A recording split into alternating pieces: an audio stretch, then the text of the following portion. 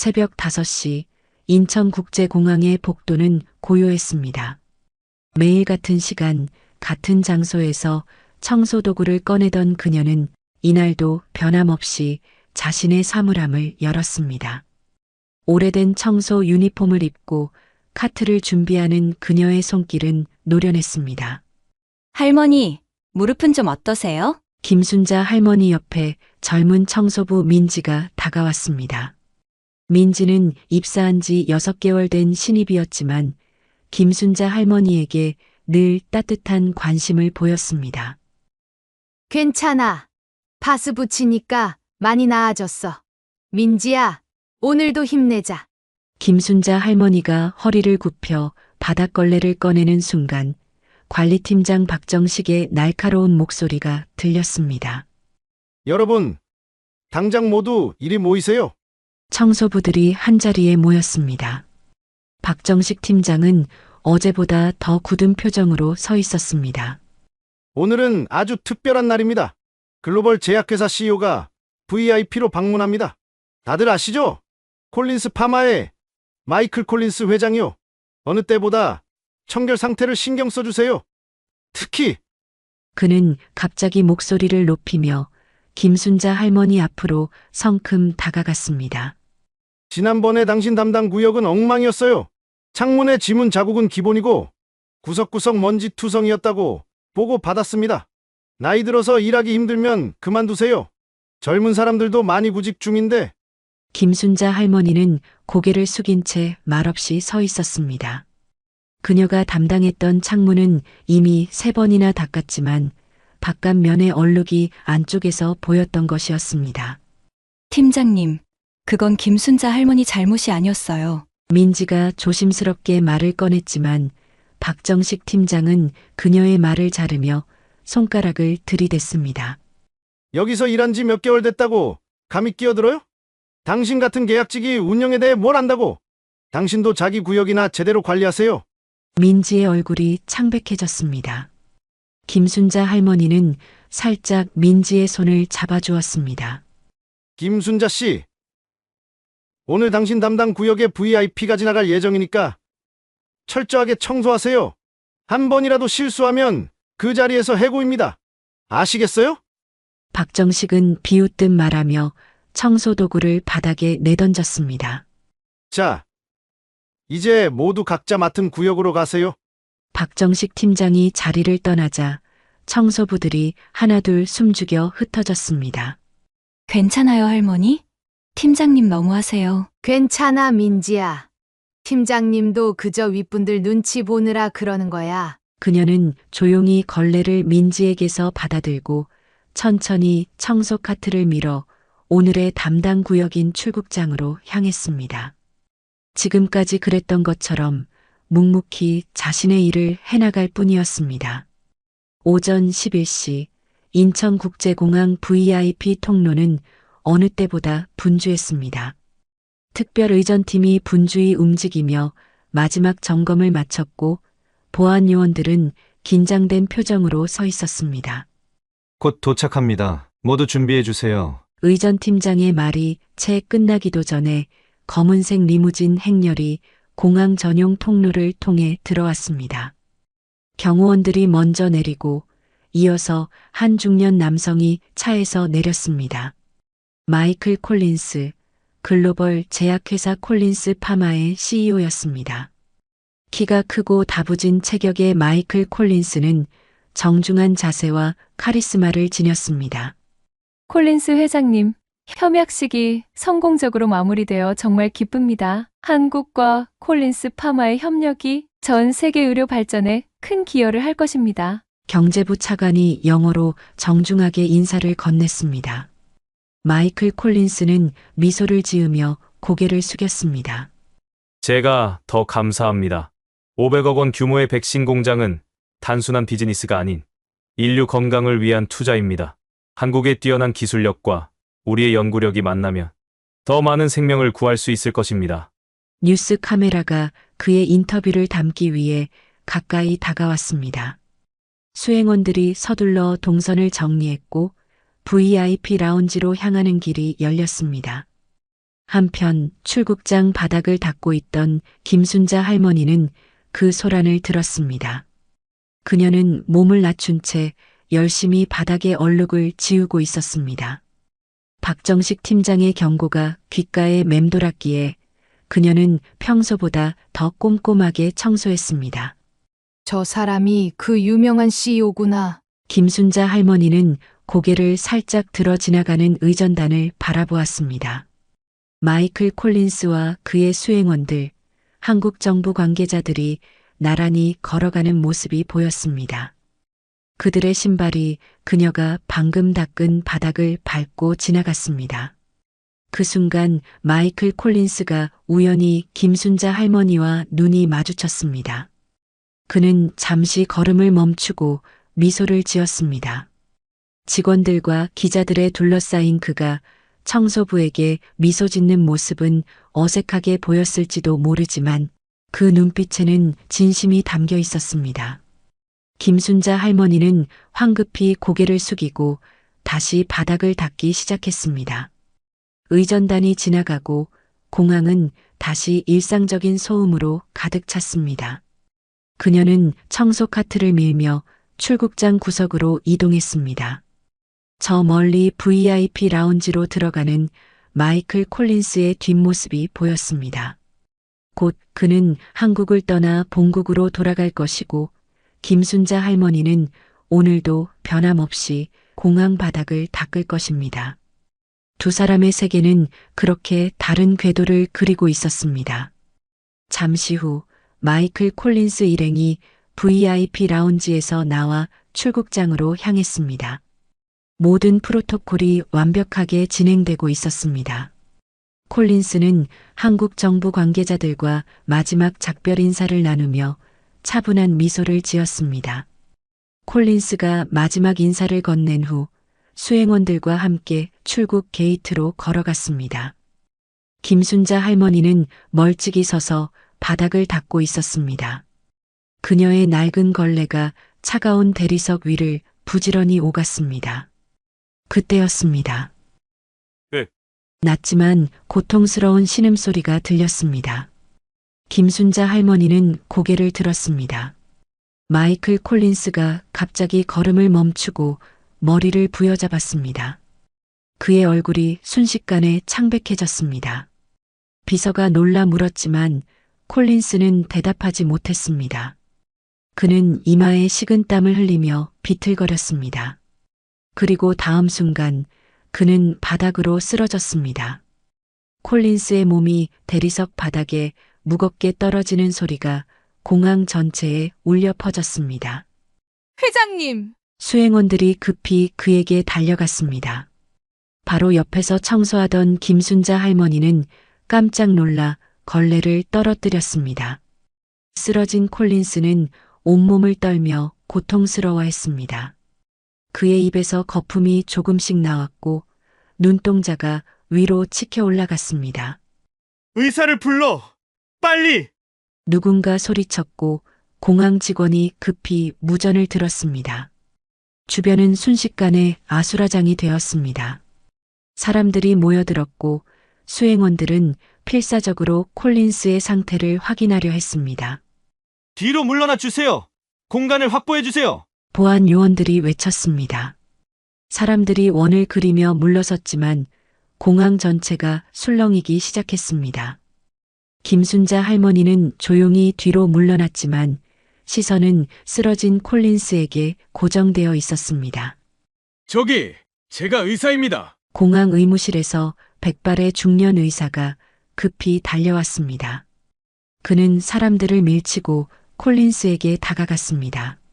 그의 가방에서 청진기와 혈압계를 꺼내 빠르게 확인했습니다.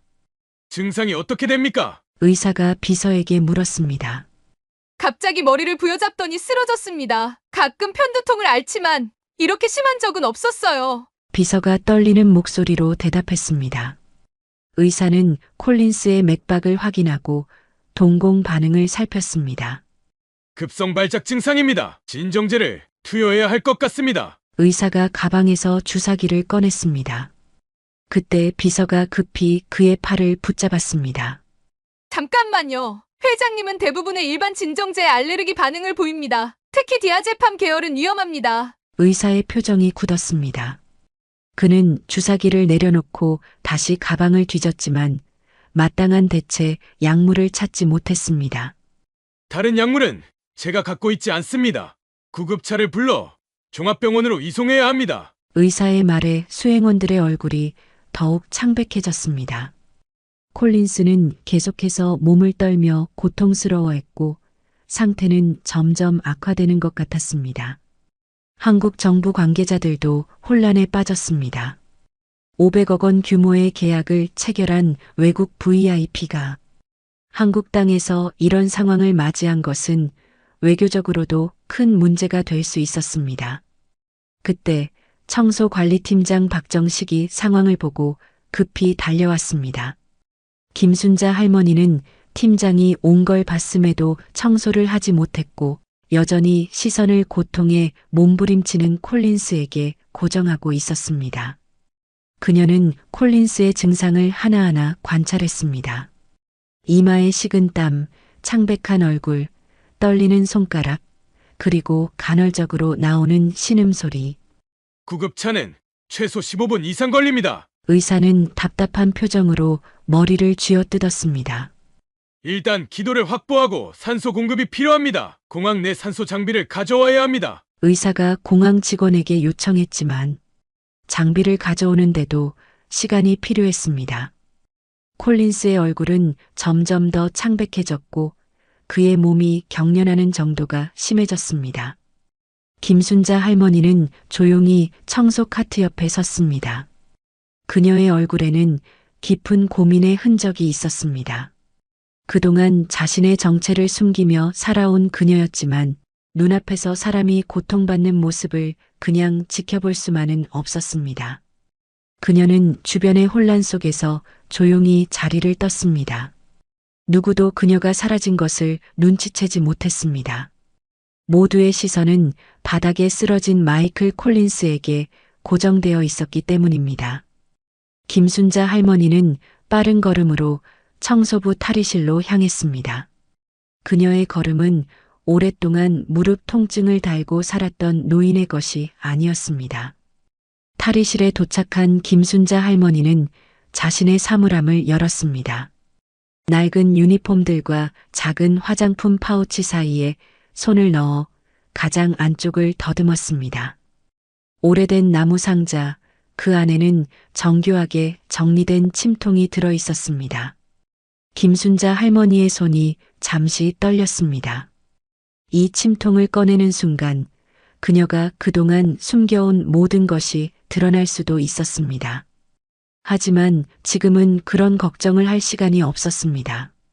누군가의 생명이 위험했고 그녀는 도울 수 있었습니다. 침통을 품에 안고 김순자 할머니는 다시 출국장으로 달려갔습니다. 그곳의 상황은 더욱 악화되어 있었습니다. 콜린스의 피부는 창백해졌고 입술은 파랗게 변했습니다. 의사는 계속해서 맥박을 확인하며 땀을 흘렸습니다. 김순자 할머니는 모인 사람들 사이를 헤치고 앞으로 나아갔습니다. 누군가 그녀의 팔을 잡아 제지하려 했지만 그녀는 단호하게 빠져나왔습니다. 비키세요. 제가 도울 수 있을지도 모릅니다. 그녀의 목소리는 조용했지만 권위가 실려 있었습니다. 사람들은 잠시 놀라 뒤로 물러섰습니다. 그 짧은 틈을 타 김순자 할머니는 콜린스 곁으로 다가갔습니다. 바로 그때 박정식 팀장이 그녀를 발견했습니다. 김순자 씨, 뭐 하는 짓입니까? 당장 물러나세요. 그는 급히 달려와 김순자 할머니의 팔을 강하게 잡아당겼습니다. 그녀의 손에서 침통이 바닥에 떨어질 뻔했지만 김순자 할머니는 놀라운 반사신경으로 그것을 붙잡았습니다. 이봐요. 당장 나오라고요. 박정식의 얼굴은 분노로 붉게 물들었습니다. 그는 김순자 할머니를 끌어내리려고 했지만 그 순간 공항 의사가 그를 제지했습니다. 잠깐만요. 의사는 김순자 할머니를 의심스러운 눈길로 바라보았습니다. 그는 그녀의 손에 들린 침통을 보았습니다. 그 통 혹시 네, 침입니다.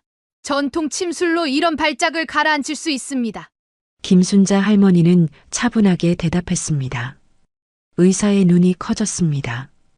그는 콜린스의 상태를 다시 한번 확인하고는 깊은 고민에 빠졌습니다. 무면허 의료행위는 불법입니다. 당장 저지해야 해요. 박정식이 소리쳤습니다. 그의 목소리에는 두려움이 묻어 있었습니다. 만약 김순자 할머니가 침을 놨다가 무언가 잘못된다면 그 책임이 자신에게 돌아올 것이기 때문입니다. 그때 콜린스의 비서가 앞으로 나서 의사에게 말했습니다. 회장님의 상태가 위급합니다. 제발 어떻게든 해주세요. 그녀는 의사를 향해 간절한 눈빛을 보냈습니다. 의사는 잠시 생각하더니 고개를 끄덕였습니다. 약물 알레르기가 있는 상황에서 해결할 수 있는 방법은 침을 놓는 것밖에 없습니다. 할머니, 침을 놔주세요. 제가 책임지겠습니다. 김순자 할머니는 고개를 끄덕였습니다. 그러나 그녀는 의사의 말보다 자신의 판단을 더 신뢰했습니다. 그녀는 이미 마음속으로 어떤 혈자리에 침을 놓을지 계획하고 있었습니다. 그때 놀랍게도 고통 속에 있던 콜린스가 희미하게 눈을 떴습니다. 그는 주변의 혼란을 인식했고 김순자 할머니가 침통을 들고 있는 모습을 보았습니다. 그의 시선이 김순자 할머니와 마주쳤습니다. 두 사람의 눈에는 이상한 연결고리가 있었습니다. 그는 김순자 할머니를 신뢰하고 있었습니다. 의사는 김순자 할머니에게 고개를 끄덕였습니다. 어서 진행하세요. 김순자 할머니는 침통을 열고 조심스럽게 가느다란 침을 꺼냈습니다. 그녀의 손은 더 이상 떨리지 않았습니다. 그동안 쉬었던 그녀의 기술이 다시 깨어났습니다. 그녀는 콜린스의 맥박을 짚어보고 동공을 확인했습니다. 그리고 정확한 진단을 내렸습니다. 기열이 역류하고 있습니다. 머리 쪽으로 열이 몰리는 증상이에요. 아무도 그녀의 말을 제대로 이해하지 못했지만 그 진지한 표정과 전문적인 손놀림은 그녀가 단순한 청소부가 아님을 보여주었습니다. 김순자 할머니는 첫 번째 침을 꺼냈습니다. 그것은 가늘고 섬세한 스테인리스 침이었으며 햇빛에 반짝였습니다. 그녀는 콜린스의 손목 안쪽을 엄지손가락으로 부드럽게 눌러 정확한 위치를 찾았습니다. 뇌관열이라 부르는 지점이었습니다. 그녀의 눈은 완전히 집중되어 있었고 숨소리조차 들리지 않았습니다. 침은 마치 물속으로 들어가듯 부드럽게 콜린스의 피부를 뚫고 들어갔습니다. 그것은 거의 통증을 느끼지 못할 정도로 정교한 동작이었습니다. 콜린스의 손이 잠시 움찔했지만 곧 편안해졌습니다. 두 번째 침은 발의 엄지와 검지 사이의 지점에 놓였습니다. 김순자 할머니는 콜린스의 발을 부드럽게 받쳐들고 정확히 같은 깊이로 침을 놓았습니다. 그녀의 손길은 마치 오랜 시간 함께한 피아니스트가 건반을 누르듯 확신에 차 있었습니다. 세 번째 침은 두정부, 머리 정수리 부근의 중요한 혈자리에 놓였습니다. 이 침을 놓을 때 김순자 할머니는 콜린스의 머리를 부드럽게 받쳐들었습니다. 그녀의 동작은 세심하고 정확했으며 마치 수십 년간 매일 이 일을 해온 것처럼 자연스러웠습니다. 네 번째 침은 콜린스의 팔꿈치 안쪽, 다섯 번째는 발목 부근의 혈자리에 놓였습니다. 각 침은 정확히 계산된 깊이로 들어갔고 김순자 할머니는 각 침을 놓은 후 미세하게 돌려주었습니다. 그 동작은 마치 열쇠로 문을 여는 것처럼 정확했습니다. 사람들은 숨을 죽이고 그 과정을 지켜보았습니다. 누구도 말을 하지 않았고 오직 김순자 할머니의 숨소리와 콜린스의 신음소리만이 공간을 채웠습니다. 박정식 팀장은 어쩔 줄 몰라 그 자리에 서 있었습니다. 그의 얼굴에는 불안과 경외심이 교차했습니다. 지금까지 무시해왔던 청소부 김순자가 갑자기 이렇게 대단한 기술을 보여주는 것에 그는 당황했습니다. 마지막 침을 놓은 후 김순자 할머니는 콜린스의 손을 부드럽게 잡았습니다. 그녀는 이제 침들이 제 역할을 할 수 있도록 기다렸습니다. 그녀의 손에서는 따뜻함이 느껴졌고 그 온기가 콜린스에게 전해지는 듯 했습니다. 조금만 참으세요. 곧 나아질 겁니다. 그녀는 부드러운 목소리로 말했지만 콜린스는 마치 그 말을 이해한 것처럼 미세하게 고개를 끄덕였습니다. 그의 호흡이 점차 안정되기 시작했고 얼굴의 창백함도 조금씩 사라졌습니다. 주변 사람들은 믿을 수 없다는 표정으로 상황을 지켜보았습니다. 그들의 눈앞에서 기적이 일어나고 있었습니다. 공항 의사조차 놀란 눈으로 콜린스의 상태 변화를 관찰했습니다. 믿을 수 없군요. 맥박이 안정되고 있습니다. 김순자 할머니는 그저 묵묵히 자신의 일을 계속했습니다. 그녀의 손길은 수십 년의 경험을 담고 있었고 그 손길 아래에서 마이클 콜린스는 점차 안정을 찾아갔습니다. 시간이 흐르면서 불가능한 일이 일어나기 시작했습니다. 마이클 콜린스의 창백했던 얼굴에 점차 혈색이 돌아왔습니다. 경련하던 몸의 떨림이 서서히 잦아들었고 이마에 맺혔던 식은땀도 멈췄습니다. 처음에는 아무도 그 변화를 믿지 못했습니다. 공항 의사는 콜린스의 맥박을 다시 확인했습니다. 그의 얼굴에 놀라움이 번졌습니다. 맥박이 정상으로 돌아오고 있습니다. 호흡도 안정되는 것 같아요. 그는 청진기로 콜린스의 심장 소리를 들었습니다. 규칙적인 심장 박동이 들렸습니다. 불과 10분 전만 해도 위급한 상태였던 환자가 눈앞에서 회복되고 있었습니다. 콜린스의 비서는 믿을 수 없다는 듯 입을 가리며 눈물을 글썽였습니다. 수행원들도 서로를 바라보며 안도의 표정을 지었습니다. 주변에 모였던 공항 직원들과 승객들은 작은 탄성을 내뱉었습니다. 마치 시간이 멈춘 것처럼 모두가 그 기적 같은 순간을 지켜보고 있었습니다. 김순자 할머니는 콜린스의 맥박을 다시 확인했습니다. 그녀의 얼굴에는 안도감이 스쳤습니다. 그녀는 천천히 침을 한 개씩 뽑기 시작했습니다. 각 침을 뽑을 때마다 그녀는 작은 솜으로 혈자리를 부드럽게 눌러주었습니다. 마지막 침을 뽑은 후 콜린스는 천천히 눈을 떴습니다. 그의 시선은 맑아졌고 고통의 흔적은 거의 사라져 있었습니다. 그는 자신의 주변을 둘러보다가 김순자 할머니의 얼굴에 시선을 고정했습니다. 고맙습니다. 그는 약한 목소리로 말했습니다. 김순자 할머니는 그저 고개를 끄덕였습니다. 그녀의 눈에는 말로 표현할 수 없는 복잡한 감정이 어려 있었습니다. 그리고 조용히 자리에서 일어났습니다. 구급차가 도착했습니다. 누군가 소리쳤습니다. 공항 밖에서 사이렌 소리가 들렸고 구급대원들이 들것을 들고 빠르게 들어왔습니다. 그들은 콜린스에게 다가가 상태를 확인하기 시작했습니다. 혈압 120에 80 맥박 정상, 의식 명료합니다. 구급대원이 놀란 표정으로 보고했습니다. 의사는 김순자 할머니를 바라보며 경외의 눈빛을 보냈습니다.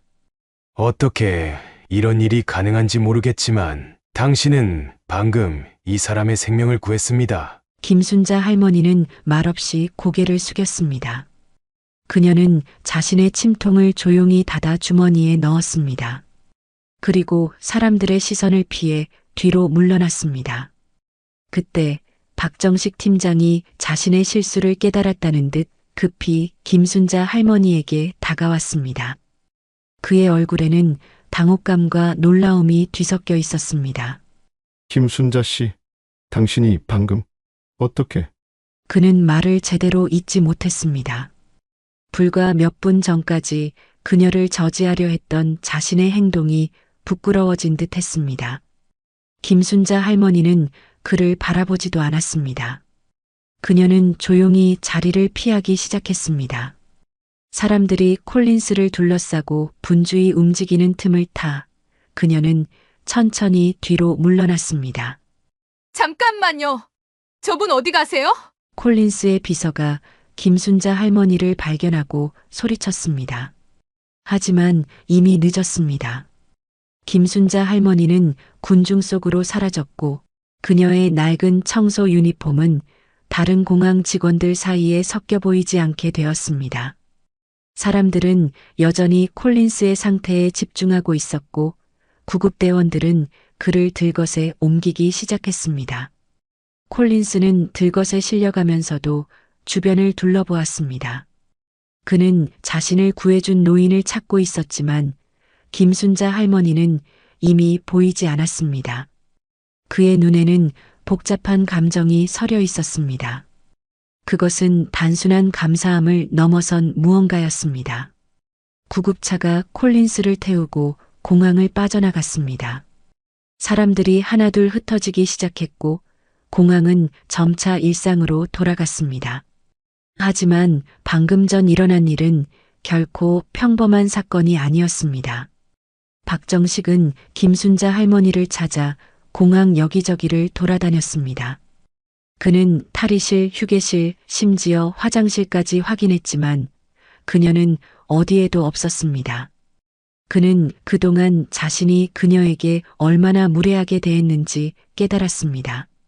그리고 그녀가 얼마나 대단한 사람이었는지도. 한편 김순자 할머니는 공항의 한 구석, 아무도 찾지 않을 작은 창고에 숨어 있었습니다. 그녀는 떨리는 손으로 자신의 침통을 바라보았습니다. 김순자 할머니는 결심했습니다. 오늘 일이 있은 후 그녀는 더 이상 이곳에 있을 수 없었습니다. 모든 사람들이 그녀에 대해 궁금해할 것이고 그녀의 비밀이 드러날 위험이 컸습니다. 그녀는 자신의 청소 유니폼을 벗고 사복으로 갈아입었습니다. 그리고 조용히 공항을 빠져나갔습니다.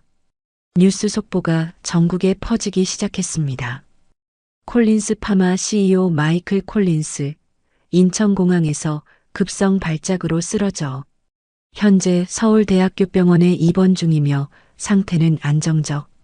뉴스는 그를 구한 신비로운 청소부 노인에 대한 이야기로 이어졌습니다. 하지만 그 주인공은 이미 사라진 후였습니다. 다음 날 아침 공항 청소부들의 출근 시간이 되었습니다. 직원들은 하나둘 탈의실에 모여 유니폼으로 갈아입었습니다. 어제 일어난 놀라운 사건에 대한 이야기가 휴게실을 가득 채웠습니다. 김순자 할머니가 그 외국인 VIP를 살렸다며? 믿어지지가 않아. 나도 직접 봤어. 그 작은 침으로 몇 군데 놓았는데 거의 죽어가던 사람이 눈을 뜨더라고. 청소부들의 수군거림 사이로 박정식 팀장이 들어왔습니다.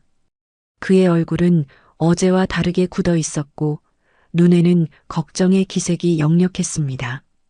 그는 시계를 확인한 후 주변을 둘러보았습니다. 김순자 씨 안 왔습니까? 직원들은 서로를 바라보며 고개를 저었습니다. 김순자 할머니의 사물함은 닫혀 있었고 그녀의 청소 카트도 그대로 놓여 있었습니다. 이상하네요. 18년 동안 한 번도 지각한 적 없었는데. 민지가 걱정스러운 목소리로 말했습니다. 박정식 팀장은 마음이 불편한 듯 손가락으로 탁자를 두드렸습니다. 그는 어제 김순자 할머니에게 했던 자신의 행동이 떠올랐고 그것이 그를 괴롭혔습니다. 일단 오늘 업무 시작합시다. 김순자 씨 담당 구역은 민지 씨가 맡아주세요.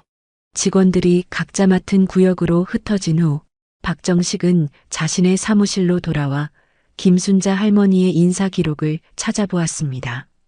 그는 그녀의 집 주소와 연락처를 찾아 전화를 걸었지만 아무도 받지 않았습니다. 정오가 지나도 김순자 할머니는 나타나지 않았습니다. 박정식의 불안감은 커져갔습니다. 그는 마음을 결정하고 상관에게 보고한 후 직접 그녀의 집을 방문하기로 했습니다. 서울 외곽의 작은 아파트 단지, 김순자 할머니의 집은 오래된 임대 아파트 5층에 위치해 있었습니다. 박정식이 초인종을 눌렀지만 아무 반응이 없었습니다. 그는 다시 한번 그리고 또 한 번 눌러보았지만 여전히 대답이 없었습니다. 혹시 김순자 씨 아세요? 이 집에 사시는 분인데. 박정식이 옆집 문을 두드려 물었습니다. 문을 연 노인은 고개를 끄덕였습니다. 김순자, 응. 옆집에 살았지. 근데 어젯밤에 떠났어. 떠났다고요? 그래. 밤늦게 짐을 싸더니 택시를 타고 가버렸어. 인사도 없이 그냥 가버려서 나도 놀랐지. 노인의 말에 박정식은 당혹스러운 표정을 지었습니다.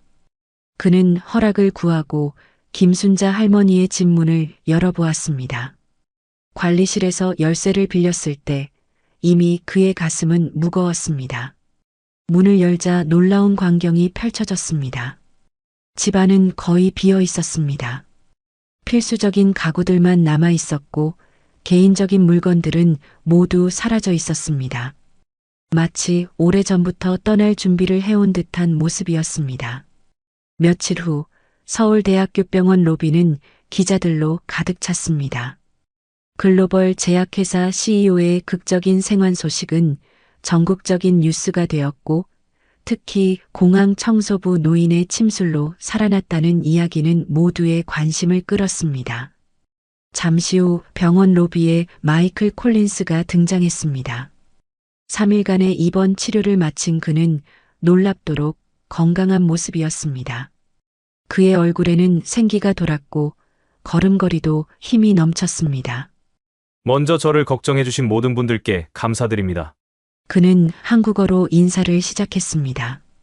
비록 서툴렀지만 그가 한국어를 구사하는 모습에 기자들은 놀란 표정을 지었습니다.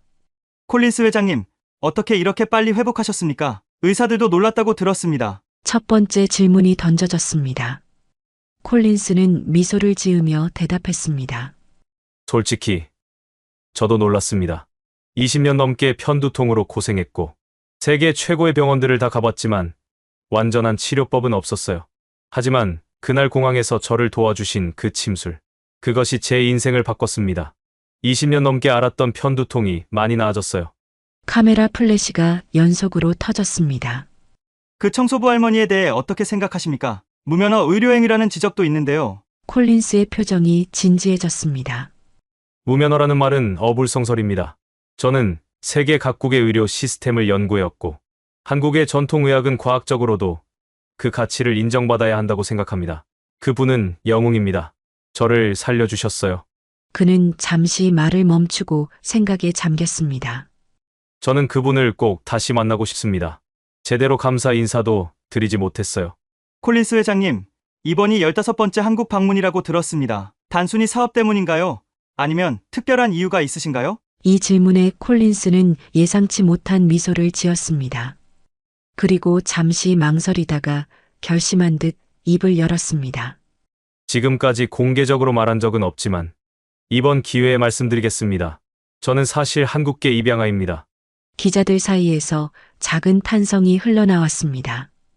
카메라 플래시가 더 빠르게 터지기 시작했습니다. 제 본명은 김민석입니다. 어릴 적 미국으로 입양되었어요. 그래서 지난 20년간 제 뿌리를 찾기 위해 한국을 여러 번 방문했습니다. 회견장은 완전히 조용해졌습니다. 모든 기자들이 그의 말에 집중했습니다. 어린 시절의 기억은 거의 없습니다. 차가운 물을 건너던 기억, 그리고 어머니의 희미한 얼굴. 매번 한국에 올 때마다 언젠가는 제 부모님이나 가족을 만날 수 있지 않을까 하는 마음이 있었습니다. 이제 건강도 되찾았는데 다음 목적지는 어디신가요? 그는 깊은 숨을 내쉬었습니다. 저는 저를 도와주신 그분을 찾아갈 것입니다. 그리고 찾게 된다면 단순히 감사 인사만 드리는 것이 아니라 그분의 놀라운 의술을 세계에 알리고 싶습니다. 기자회견이 끝난 후 콜린스는 병원을 떠나 차에 탔습니다. 차창 밖으로 서울의 풍경이 흘러갔습니다.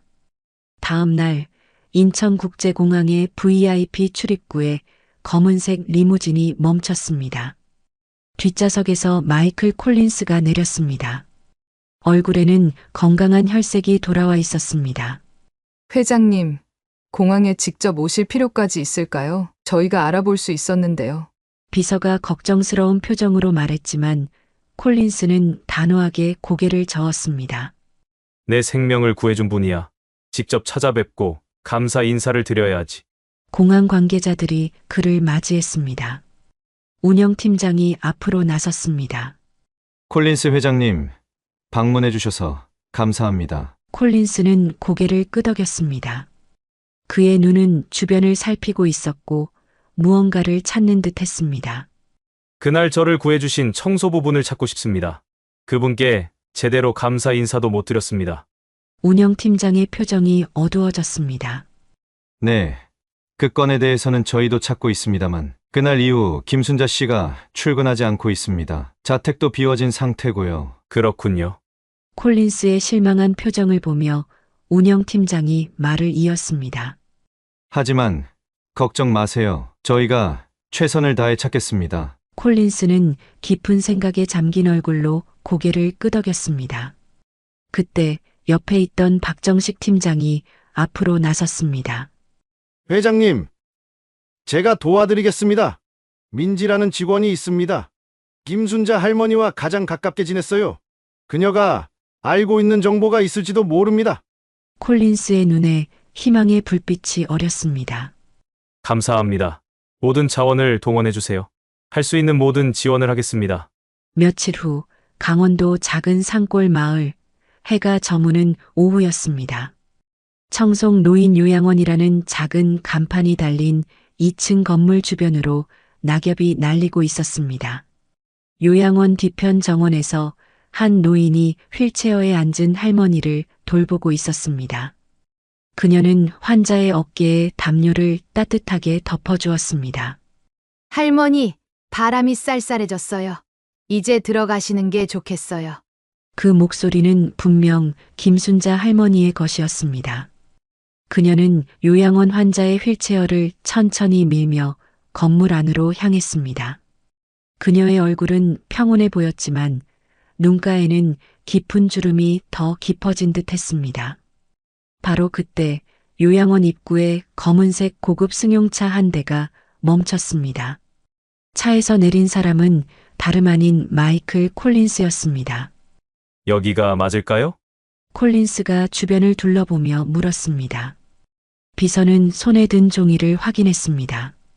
네, 맞습니다. 민지 씨가 알려준 주소와 일치합니다. 김순자 할머니의 오랜 친구가 이 요양원 원장이라고 했어요. 두 사람이 요양원 안으로 들어섰을 때 마침 김순자 할머니가 환자를 병실로 데려다주고 복도를 걸어 나오는 중이었습니다.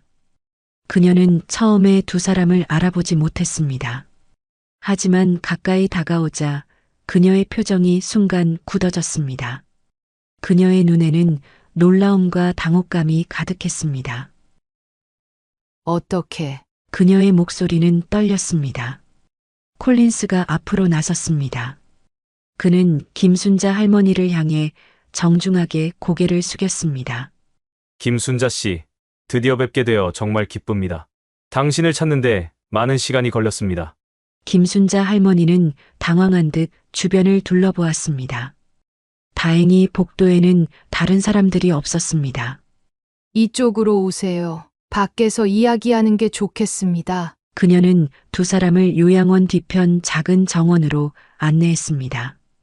그곳에는 나무 벤치 몇 개가 놓여 있었고 늦가을 꽃들이 아직 피어 있었습니다. 세 사람은 벤치에 앉았습니다. 어떻게 저를 찾으셨나요? 김순자 할머니가 물었습니다. 그녀의 목소리에는 불안감이 묻어 있었습니다. 쉽지 않았습니다. 인지 씨의 도움이 컸어요. 김순자 할머니는 깊은 한숨을 내쉬었습니다. 그 아이가 말을 많이 했군요. 콜린스가 부드러운 목소리로 말했습니다. 김순자 씨, 우리는 당신에게 해를 끼치려는 것이 아닙니다. 단지 감사 인사를 드리고 싶었을 뿐입니다. 당신은 제 생명을 구해주셨어요. 김순자 할머니는 고개를 숙였습니다. 그녀의 손이 벤치 위에서 가볍게 떨렸습니다. 그건 누구라도 했을 일입니다. 아닙니다. 누구나 할 수 있는 일이 아니었습니다. 지금까지 제가 경험한 그 어떤 치료보다도 효과적이었습니다. 콜린스의 진심 어린 말에 김순자 할머니는 고개를 들었습니다. 그녀의 눈에는 복잡한 감정이 어려 있었습니다. 그래서 왜 갑자기 사라지신 겁니까? 김순자 할머니는 먼 산을 바라보며 말했습니다. 제가 침술로 회장님을 살리긴 했지만 그건 불법입니다. 무면허 의료행위를 한 셈이죠. 그녀의 목소리에는 깊은 후회가 담겨 있었습니다. 콜린스는 고개를 저었습니다. 당신은 제 생명을 구했습니다. 그것은 범죄가 아니라 영웅적인 행동이었어요. 김순자 할머니는 쓴웃음을 지었습니다. 세상이 그렇게 단순하지 않다는 걸 제가 모를까요? 뉴스에도 나왔겠죠. 청소부의 불법 침술이라고요. 전혀 그렇지 않습니다.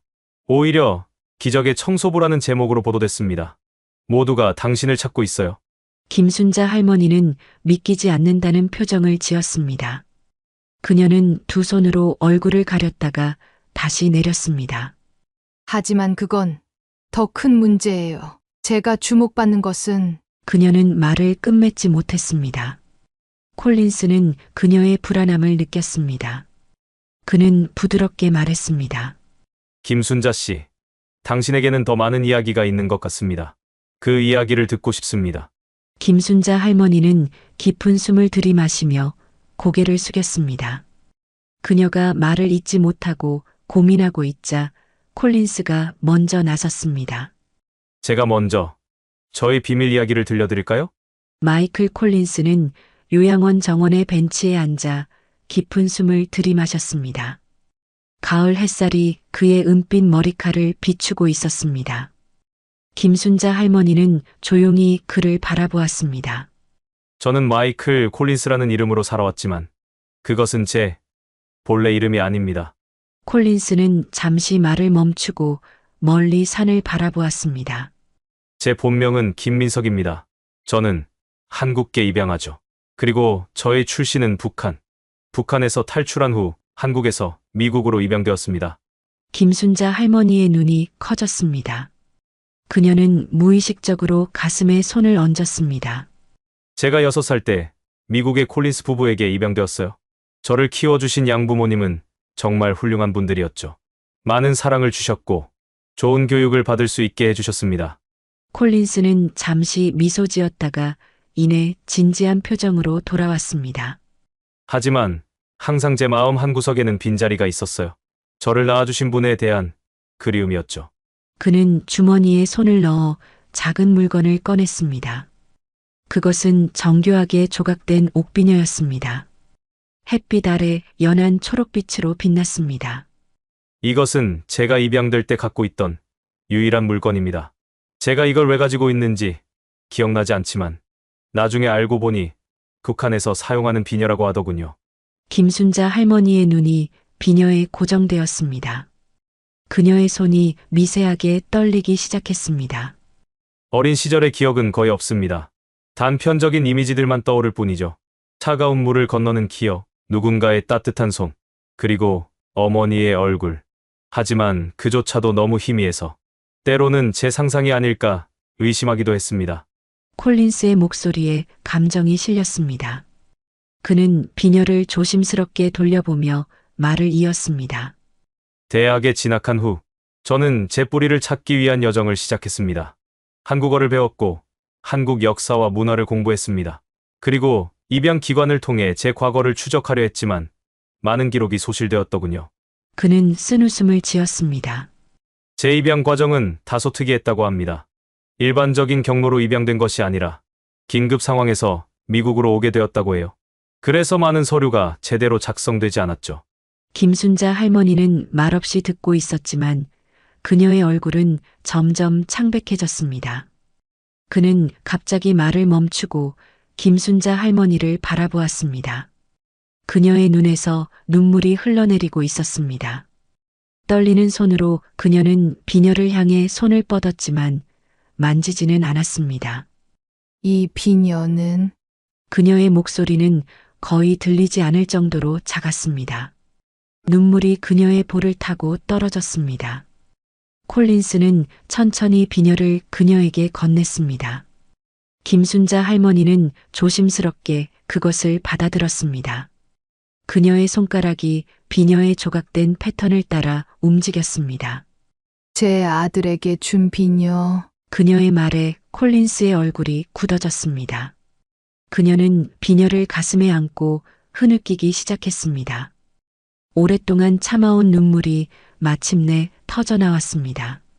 콜린스는 천천히 일어나 그녀 앞에 무릎을 꿇었습니다. 그의 눈에도 눈물이 고였습니다.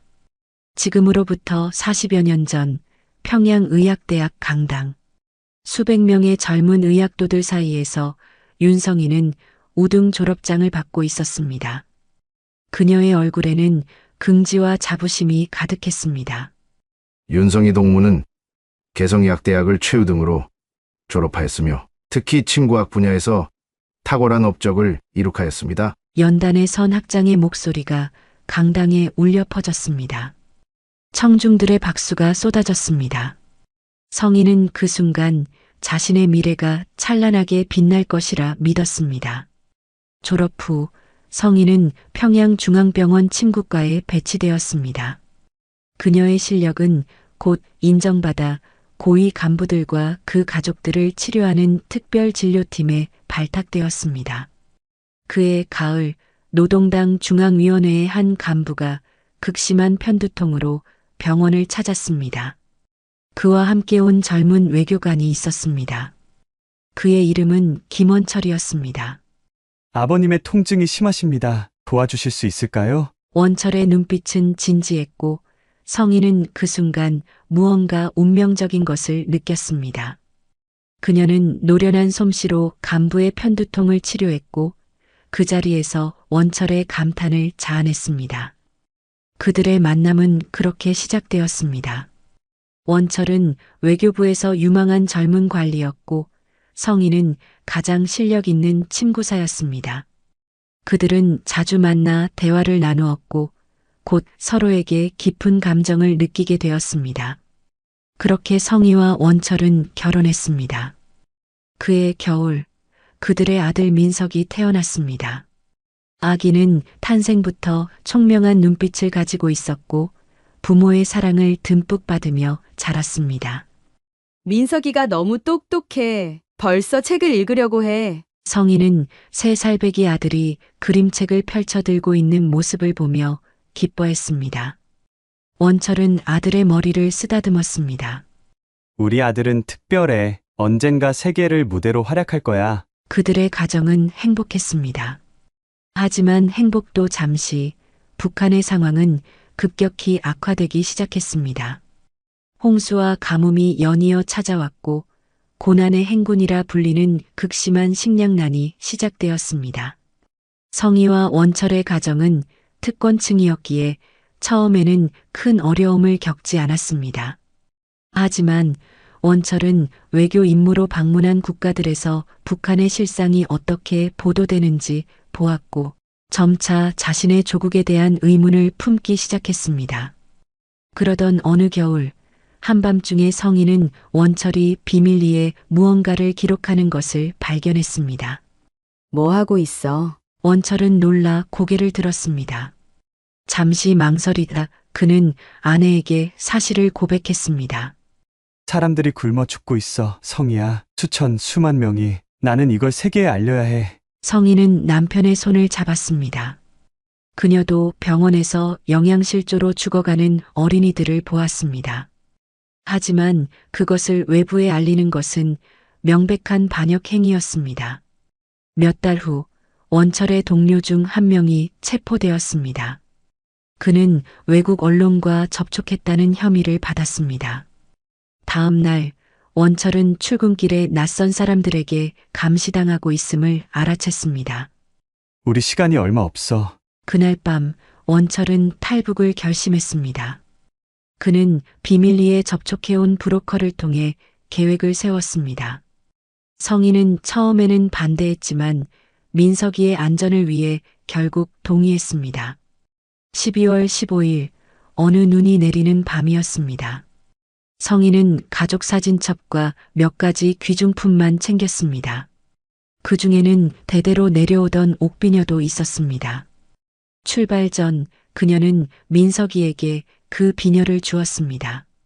민석아, 이건 우리 가문에 대대로 내려오는 보물이야. 엄마와 아빠가 항상 너와 함께 있을 거라는 증표란다. 무슨 일이 있어도 이 비녀는 꼭 안고 있어, 알겠지? 6살 민석이는 비녀를 받아들고 5단에 소중히 간직했습니다.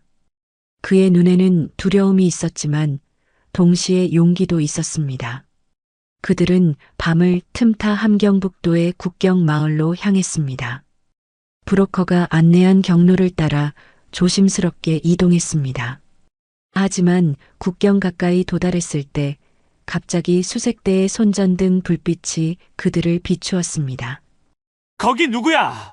원철은 순간적인 결단을 내렸습니다. 그는 성희의 손을 꼭 잡았습니다. 민석이를 데리고 먼저 강을 건너 내가 저쪽으로 가서 그들의 주의를 돌릴게. 안 돼! 함께 가야 해! 성희가 울먹였지만 원철은 단호했습니다. 걱정 마. 반드시 뒤따라갈게. 그는 마지막으로 아들의 머리를 쓰다듬었습니다. 아빠가 금방 따라갈게.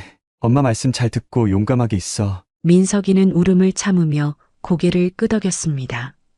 원철은 반대 방향으로 뛰어가며 큰 소리를 냈고 수색대는 그의 뒤를 쫓았습니다.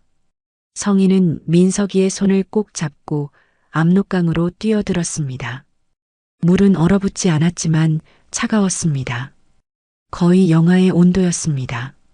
그녀는 작은 튜브에 민석이를 태우고 한 손으로는 튜브를, 다른 손으로는 민석이의 손을 잡고 강을 건너기 시작했습니다. 성희는 아들을 안심시키려 했지만 그녀 자신도 공포에 질려 있었습니다. 강물은 생각보다 깊고 빨랐습니다. 강 중간쯤 왔을 때 갑자기 튜브가 바위에 걸려 찢어졌습니다. 물이 튜브 안으로 차올랐고 민석이는 더욱 무서워했습니다. 성희는 필사적으로 아들을 붙잡았습니다. 하지만 그녀의 손은 얼음장처럼 차가웠고 민석이의 작은 손도 젖어 있었습니다. 물살이 점점 강해졌습니다. 그 순간이었습니다. 민석이의 손이 성희의 손에서 미끄러졌습니다. 아이는 순식간에 물에 빠졌고 어둠 속에서 물살에 휩쓸려 갔습니다. 민석아! 성희는 필사적으로 소리쳤지만 자신의 목소리조차 들리지 않을 정도로 바람이 강했습니다. 그녀는 물속을 헤매며 아들을 찾았지만 어둠과 추위, 그리고 급류 속에서 그를 찾을 수 없었습니다. 마침내 그녀는 중국 쪽 강가에 도착했지만 아들을 잃은 채였습니다. 그녀는 이틀 동안 강가를 미친 듯이 뒤졌습니다. 민석이를 찾아 소리치며 달렸지만 찾을 수 없었습니다. 현지 주민들은 물살에 휩쓸린 아이가 살아남기는 불가능하다고 했습니다. 그렇게 세월이 흘러 김순자 할머니, 아니 윤성이는 콜린스 손에 들린 비녀를 보며 눈물을 흘리고 있습니다. 그녀의 얼굴에는 그동안의 고통이 깊은 주름으로 새겨져 있었습니다. 남편도 국경에서 총에 맞았을 거고 아들도 잃었다고 생각했어요. 모든 것을 잃은 저는 혼자 중국을 거쳐 한국으로 왔습니다. 그녀는 마이클 콜린스를 바라보았습니다. 그의 눈에도 눈물이 고여 있었습니다. 북한 출신이라는 사실이 알려지면 의심을 받을까봐, 그리고 아들과 남편을 지키지 못한 제 자신을 용서할 수 없어서 저는 모든 것을 버렸습니다. 김순자라는 이름으로 지금까지 살아왔어요. 마이클 콜린스는 천천히 그녀의 손을 잡았습니다. 그의 목소리는 떨렸습니다. 어머니, 마이클 콜린스의 떨리는 목소리가 요양원 정원에 퍼졌습니다. 그 말 한마디로 그동안의 아픔이 무너졌습니다. 윤성이는 믿을 수 없다는 표정으로 그를 바라보았습니다. 그녀의 손이 조심스럽게 그의 얼굴을 향했습니다. 민석아. 그녀의 손가락이 콜린스의 얼굴을 더듬었습니다. 아들의 얼굴선, 이마의 모양, 그리고 눈의 형태를 확인하는 듯 했습니다. 그녀의 눈에서는 눈물이 멈추지 않았습니다. 눈이 아버지를 또 닮았구나. 콜린스도 무릎을 꿇고 앉은 채 울음을 참지 못했습니다. 그녀는 더 이상 말을 잇지 못했습니다. 대신 두 팔을 벌려 아들을 끌어안았습니다. 두 사람은 말없이 서로를 껴안았습니다. 그들의 포옹은 오랫동안 계속되었습니다. 마침내 두 사람은 서로에게서 떨어져 벤치에 나란히 앉았습니다. 그들의 손은 여전히 단단히 맞잡혀 있었습니다. 윤성이는 비녀를 쓰다듬었습니다. 이건 내 어머니가 주신 거였어. 그리고 내가 너에게 주었지. 내가 이걸 가지고 있었다니 기적이야. 콜린스는 어머니의 손을 꼭 잡았습니다. 그리고 어머니의 거칠어진 손을 조용히 바라보았습니다. 한때 섬세한 침술로 명성을 떨쳤던 손이 이제는 청소와 노동으로 상처투성이가 되어 있었습니다. 콜린스의 눈에 눈물이 맺혔습니다. 어머니, 이제 다시는 헤어지지 말아요. 윤성이는 미소 지었습니다. 그것은 몇십 년 만에 짓는 진정한 미소였습니다. 내가 살아있다는 것만으로도 나는 충분해, 민서가. 두 사람은 다시 한번 서로를 껴안았습니다. 햇살이 두 사람 위에 따스하게 내리쬐었고 바람은 부드럽게 불었습니다. 기적 같은 재회의 순간 그들의 심장은 다시 하나로 뛰기 시작했습니다. 요양원에서의 감동적인 재회 이후 일주일이 지났습니다. 인천국제공항 VIP 라운지에서는 콜린스 파마의 특별 기자회견이 열리고 있었습니다.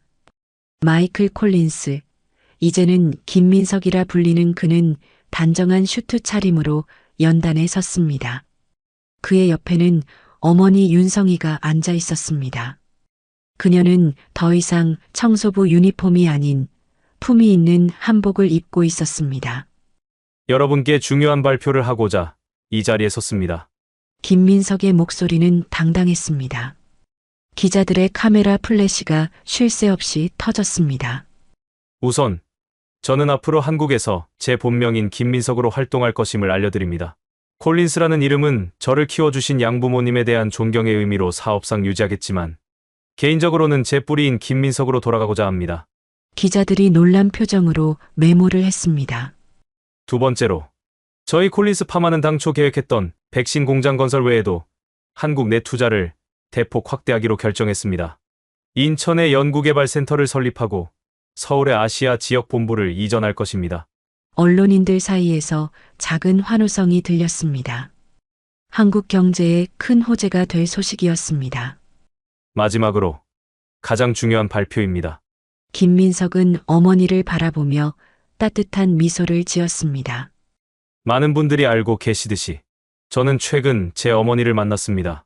공항에서 발작을 일으켰을 때 저를 구해준 청소부가 바로 제 친어머니셨습니다. 기자들 사이에서 놀라움의 탄성이 터져나왔습니다. 이미 뉴스로 보도된 이야기였지만 직접 당사자의 입에서 듣는 것은 전혀 다른 감동이었습니다. 몇몇 기자들은 눈물을 훔치고 있었습니다. 이런 경험을 통해 저는 깊은 깨달음을 얻었습니다.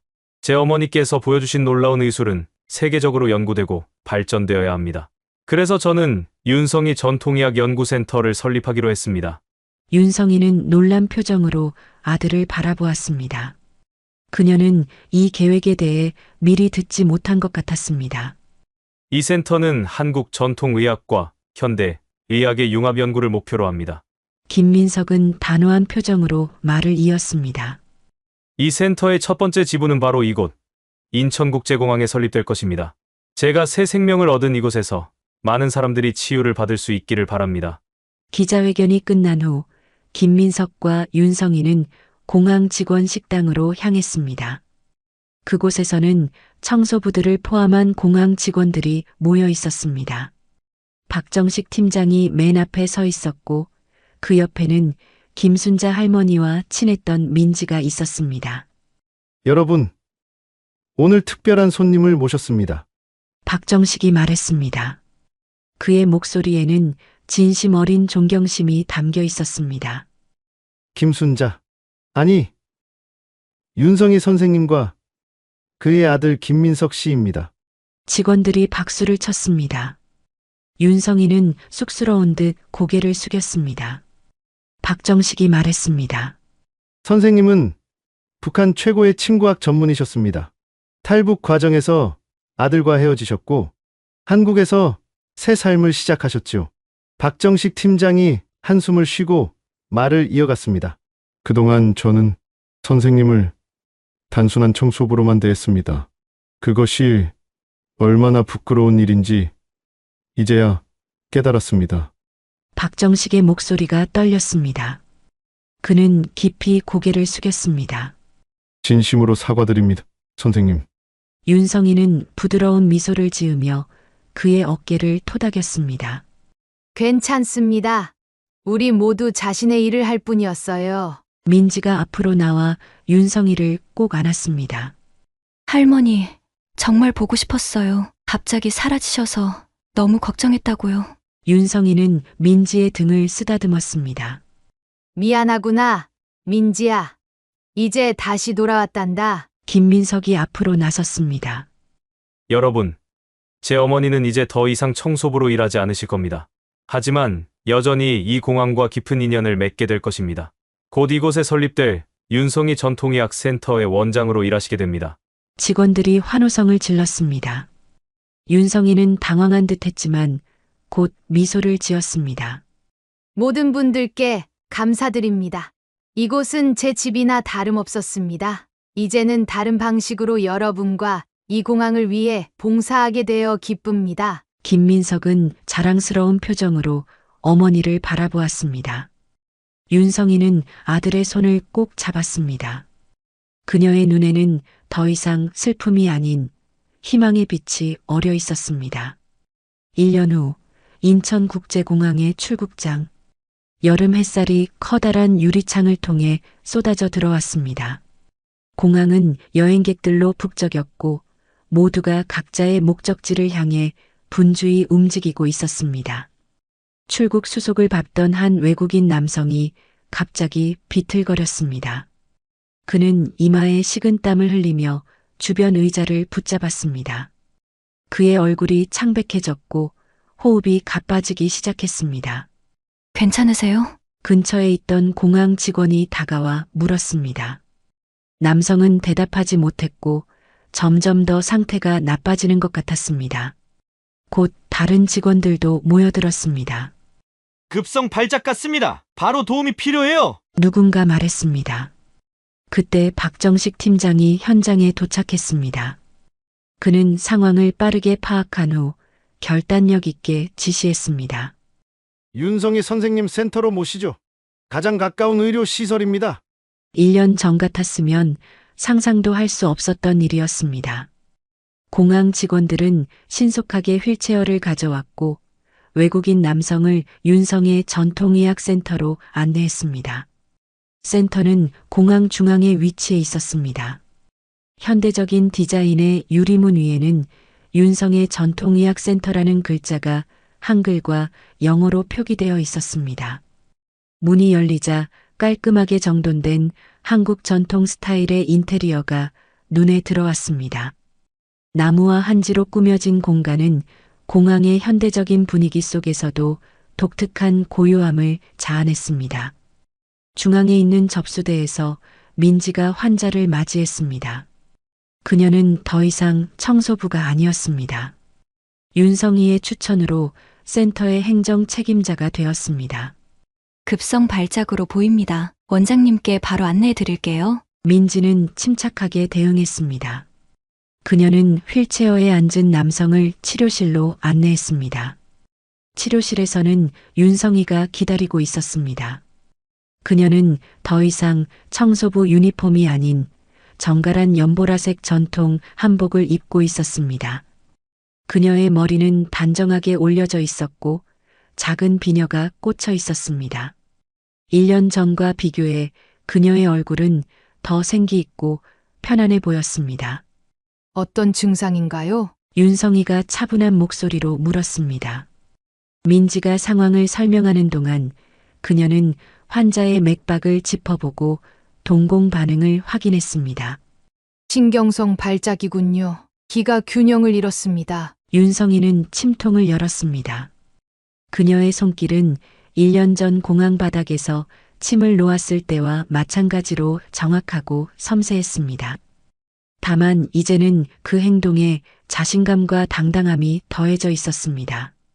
그녀는 정확한 혈자리에 침을 놓았고 환자의 상태는 놀랍도록 빠르게 안정되기 시작했습니다. 그가 눈을 뜨자 윤성이는 따뜻한 차를 내밀었습니다. 천천히 드세요. 기운이 돌아올 겁니다. 치료가 끝날 무렵 센터의 문이 열리고 김민석이 들어왔습니다. 그는 이제 한국과 미국을 오가며 사업을 운영하고 있었지만 가능한 한 자주 어머니를 방문했습니다. 어머니, 오늘도 환자를 치료하고 계시네요. 김민석은 미소를 지으며 다가왔습니다. 윤성이는 아들을 보자 얼굴이 환해졌습니다. 민서가 오늘 오기로 했었지? 잊고 있었구나. 회의를 일찍 마쳤어요. 어머니와 저녁 식사를 하려고요. 김민석은 치료가 끝난 외국인 환자를 보았습니다. 그 남성은 이제 완전히 회복된 듯 편안한 표정을 짓고 있었습니다. 환자분의 상태가 많이 좋아 보이네요. 윤성이는 겸손하게 고개를 끄덕였습니다. 단순한 기의 불균형이었어. 환자가 영어로 감사 인사를 전했고 민지가 통역을 도왔습니다. 그는 깊이 고개를 숙이며 기적 같은 회복에 놀라움을 표했습니다. 환자가 떠난 후 김민석은 어머니의 손을 잡았습니다. 윤성이는 아들의 얼굴을 부드럽게 쓰다듬었습니다. 창밖으로는 비행기 한 대가 하늘로 날아오르고 있었습니다. 이제 가자. 오늘은 특별한 저녁을 준비했단다. 윤성이는 센터에 불을 끄고 아들과 함께 나갔습니다. 그들 뒤로 윤성의 전통의학센터의 문이 부드럽게 닫혔습니다. 내일 아침 그녀는 다시 이곳에서 도움이 필요한 사람들을 치료할 것입니다. 더 이상 청소부가 아닌 자신의 진정한 이름과 정체성을 가진 의사로서 기다림 끝에 찾은 기적 같은 재회, 과거의 아픔을 딛고 새로운 시작을 한 모자. 그들의 이야기는 공항을 오가는 수많은 사람들에게 희망의 메시지가 되었습니다. 때로는 인생의 가장 어두운 순간 속에서도 놀라운 기적이 기다리고 있다는 것을